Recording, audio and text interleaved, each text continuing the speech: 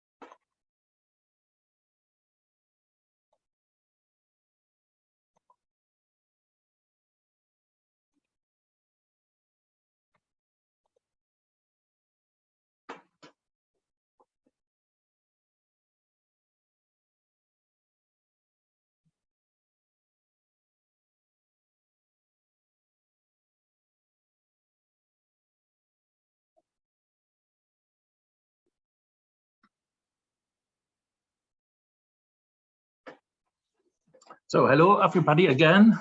We have over 100 people in this Zoom meeting. I welcome you to this workshop. This workshop is organized by the NFDI-MatWerk, which is the National Research Data Infrastructure for Material Science and Engineering. And especially it's organized by the task area Community Interaction. On this slide, you see some of the people which are in these NFDI. And I would point your attention to the bottom row, where you see on the second and third from the left, Martina Zimmermann and Frank Mücklich. Martina Zimmermann is from the Technical University Dresden and the Fraunhofer IWS, and Frank Mücklich is from the University of the Saarland. And Martina Zimmermann asked me to chair this session.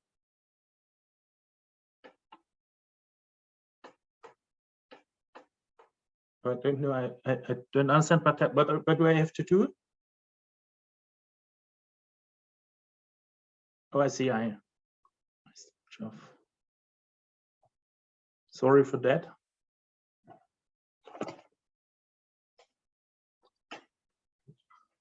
Maybe I closed the other screen. Yes, Martina Zimmermann asked me to chair this session, and my name is Jörg Brettschneider. I'm a member in Martina's team at the IWS, and I'm one of the co-workers in her team who has some experiences with today's topic, which is electronic laboratory netbooks. If you please go one slide forward.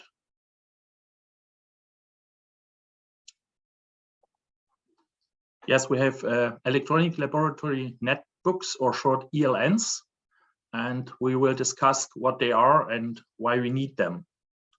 And first of all, let me announce 2 points according to the organization.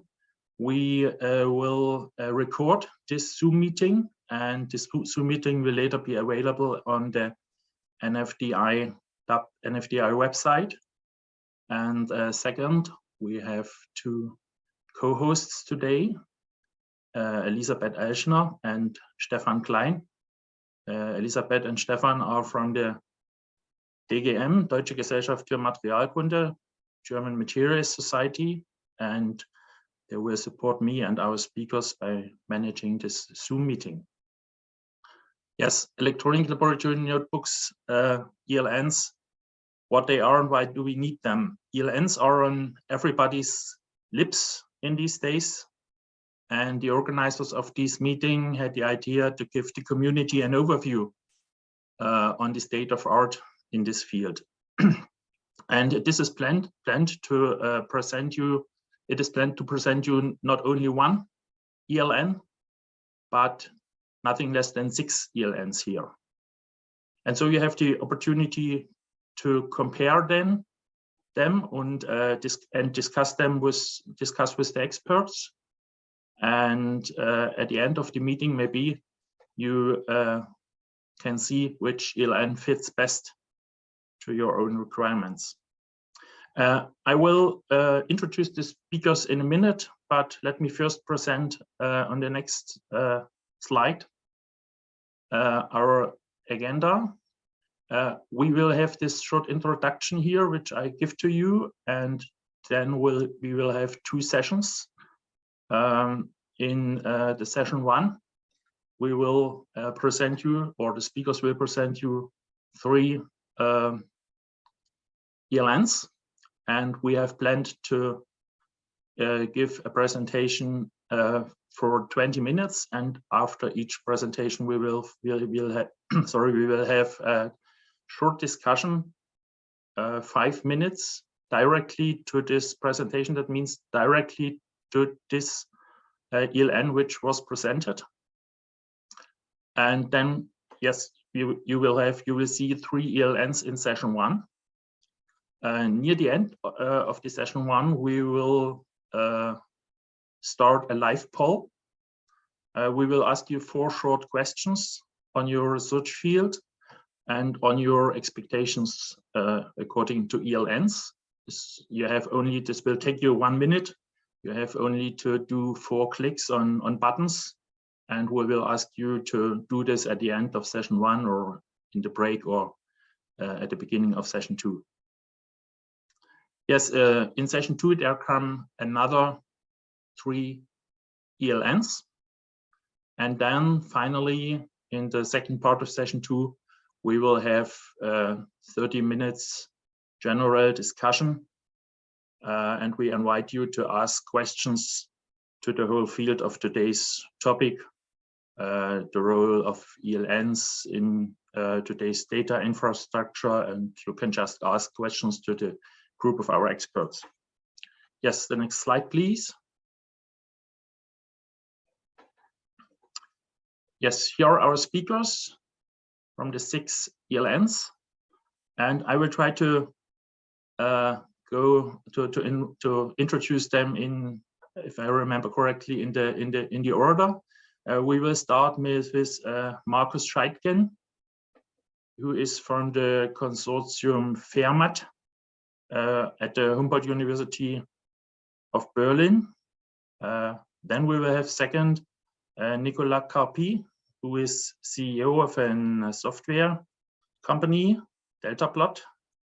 And third in the first session is Katharina Barigliari from the Eidgenössische Technische Hochschule Zürich. Yes, and in the second session in the afternoon, we will have Steffen Brinkmann from the Forschungszentrum Jülich. Then we will have Sarah Yassigi from another software company called LabForward. And finally, Nicole Jung from the KIT Karlsruhe Institute of Technology. You see, we have speakers from universities, research centers, and software companies. We have the feeling this is a good mixture. Yes, please, next slide. Okay, we planned to do the following. Our speakers will do both. They will give an overview on their solutions, and they will also present a live demo directly with real data. And the idea of the organizers was to give all our speakers the same data set. And this data set was from a project which is finished now. You see, it ran 2.5 years in Dresden, Fraunhofer IWS, 2 other Fraunhofer institutes, and Technical University of Dresden. And this project was called AM-Twin. You can read the complete title here. I will not read it again. And on the next slide, I will give you an idea what is let's say the topic of this AM Twin project. Sorry, this slide is a little bit overloaded. Sorry for that.